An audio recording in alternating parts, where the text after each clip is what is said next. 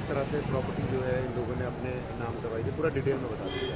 कब कौन से साल की बात है? सर ये 6 अक्टूबर की कहते हैं बात है। मेरे मामा ससुर और हस्बैंड दोनों को डरा धमका के लेके गए और ले जा के कहते हैं कचहरी में साइन करा लिए। 20 लाख में ये प्रॉपर्टी कहते हैं एग्रीमेंट किए हैं। अभी रजिस्ट्री नहीं हुई है हालांकि, लेकिन उसके बाद जब मैं यहाँ पे आई तो देखिए सामने कब्जा हुआ था। मैं इनको पूछी तो ये तो डर के मारे कुछ बता ही नहीं रहे थे। फिर जैसे तैसे मेरे को समझ में आया कि कुछ गड़बड़ है। प्रेशर करने से फिर बताया कि इन लोग बैठा के लेके गए थे साइन कराएं किसी चीज में, और इनको प्रॉपर्टी के बारे में कोई नॉलेज था ही नहीं। तो मैं बोली कि ठीक है। फिर मैं कचहरी से निकलवाई एग्रीमेंट की कॉपी। 1 से 1.5 महीना मेरे को उसमें लग गया क्योंकि इन लोग कॉपी भी दबवा लिए थे। और उसके बाद से मैं दौड़ रही थी सर, कहीं पर FIR नहीं हुई थी। और उसके बाद सफदर अली का जब मकान टूटा तो मीडिया की मदद से ही मेरी कहते हैं FIR हुई। और FIR भी ऐसी हुई कि कोई ऐसी धाराएं नहीं लगाई गई जिसमें उनको उठाया जा सके। मेरे ही देवर को अक्यूज बना दिया गया। ओम प्रकाश सभासद नगर जो है उसको भी अक्यूज बना दिया गया। और जितना सपोर्ट कर सकती थी कहते हैं पुलिस आज तक कर रही है सर, कोई कार्रवाई नहीं हो रही है उनके ऊपर में। और जब कहते हैं असद एनकाउंटर के बाद से इन लोग गायब हैं। अब देखिए सर क्या होता है।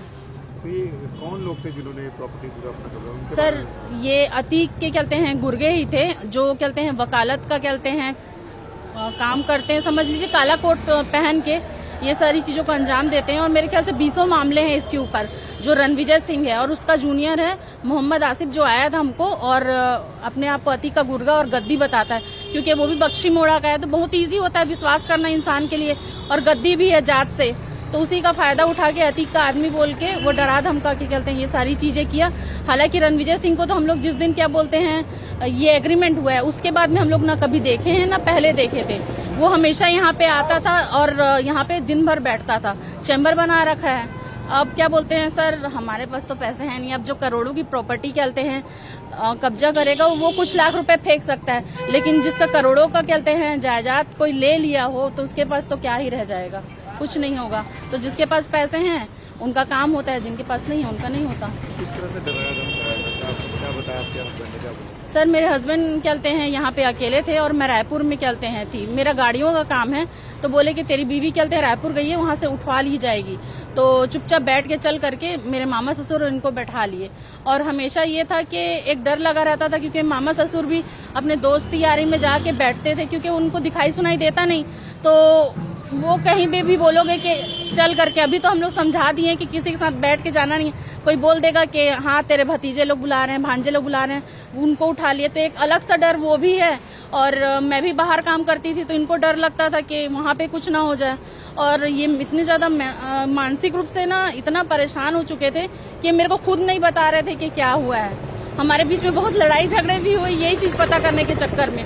और आखिरी में पता चला कि क्या हुआ ये तो इनको खुद नहीं मालूम था, क्योंकि अगर एग्रीमेंट है तो ये एग्रीमेंट के लिए तो एलिजिबल ही नहीं थे, क्योंकि इनका नाम चढ़ा हुआ नहीं है प्रॉपर्टी में। मालिक के नाम पे सिर्फ ये है।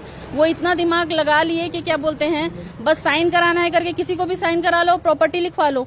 अगर कहते हैं जो आदमी एलिजिबल नहीं है किसी प्रॉपर्टी को बेचने के लिए, उसका अगर साइन आप लेते हो तो वो कहाँ से डॉक्यूमेंट सही है। तो कितने की प्रॉपर्टी सर, कितने में इन्होंने ली थी, मतलब किस तरह से क्या किया? सर इसका कहते हैं जो नॉर्मली जो गवर्नमेंट रेट रहता है वो 1,65,90,000 कुछ रुपए है। और अगर कहते हैं मार्केट वैल्यू की बात की जाए तो 2.5 करोड़ के आसपास की है। आप जगह खुद दे सकते हैं सर, इतनी बड़ी प्रॉपर्टी कोई 20 लाख में लिखेगा नहीं। हम लोग यही बोलते रहे पुलिस में जाके। तो कितने में इन्होंने ली थी? सर 20 लाख में पूरी प्रॉपर्टी लिखवा ली है। और मेरे ख्याल से ये तो हंसने वाली बात होगी कि अगर कोई बोले कि 20 लाख में ये प्रॉपर्टी खरीदा हूँ। यही चीज हम लोग बोले कि भाई हम इतनी बड़ी प्रॉपर्टी अपनी क्यों लिखेंगे 20 लाख रुपए, कोई रीजन भी तो होना चाहिए। और अगर लिख दी है तो हम दौड़ क्यों रहे हैं? तो पुलिस वालों को साक्ष्य चाहिए। साक्ष्य अपन क्या ही दे सकते हैं सर, कब्जा हुआ है वो देख लीजिए आप। और क्या बोलते हैं साथ में जो एग्रीमेंट की कॉपी, तो बोलते हैं इसको साक्ष्य नहीं माना जा सकता। तो और कहाँ से, हम लोग क्या कैमरा लेके घूम रहे थे?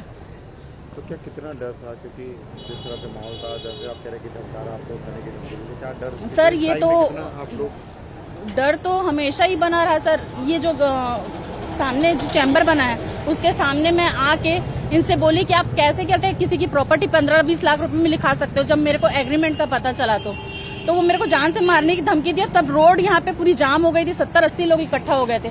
उसका कहना था कि क्या बोलते हैं छत्तीसगढ़ से आई है, यूपी में दफन होगी, ज्यादा बात मत कर, हमारे यहाँ ऐसा ही चलता है। तो मेरे को पता नहीं था यूपी में ऐसा ही चलता है। अभी तो ये चल रहा है जिस तरह से अतीक की मौत हुई है, जी। उनके भाई की मौत हुई है, तो आप इस पूरे प्रकरण में क्या कहेंगे, क्या किस तरह से आपको क्या उम्मीद है? सर क्या बोलते हैं, अब कम से कम उम्मीद है कि हमारी ज़मीन वापस मिलेगी, शायद वो डर से चले जाएं। लेकिन एक डर ये भी है कि अतीक के जो गुर्गे हैं, यानी वो आज के तो हैं नहीं, कब से क्या बोलते हैं ये काम कर रहे हैं। अतीक का जो बीज बोलते हैं, जो बोया गया था, आज पेड़ बन चुका है। यानी अपने आप में वो इतने शक्तिशाली हैं कि कुछ कहा नहीं जा सकता। लेकिन उम्मीद है कि जब अतीक जैसा आदमी जा सकता है तो फिर इन लोग तो कुछ भी नहीं है उसके सामने। उम्मीद है कि आपको जी इंसाफ बिल्कुल मिलेगा? बिल्कुल इंसाफ मिलेगा, उम्मीद है। और हमारे जो कमिश्नर और असिस्टेंट कमिश्नर है वो बहुत अच्छे हैं, लेकिन क्या करेंगे, करेली थाना वहां तक बात पहुंचने दे तब तो कुछ कहते हैं नतीजा निकले। और योगी जी से तो उम्मीद है ही, मैं उनसे जाके मिली भी थी और वो मेरे को बोले भी थे कि आप परेशान ना हो, आपका काम होगा, आपकी चीज कोई नहीं ले जा सकता। तो ये योगी सरकार है करके आज उम्मीद था मेरे को, और मैं तब से दौड़ रही हूँ। और शायद दूसरी सरकार होती तो मेरे को ना उम्मीद होती ना मैं हिम्मत होती मेरे अंदर।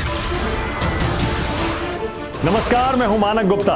अगर आपको हमारा ये वीडियो पसंद आया हो तो इसे लाइक और शेयर जरूर करें, और हाँ, हमें सब्सक्राइब और फॉलो करना ना भूलें ताकि आप देश और दुनिया की कोई खबर मिस ना करें। तो जुड़े रहिए हमारे साथ और देखते रहिए News 24।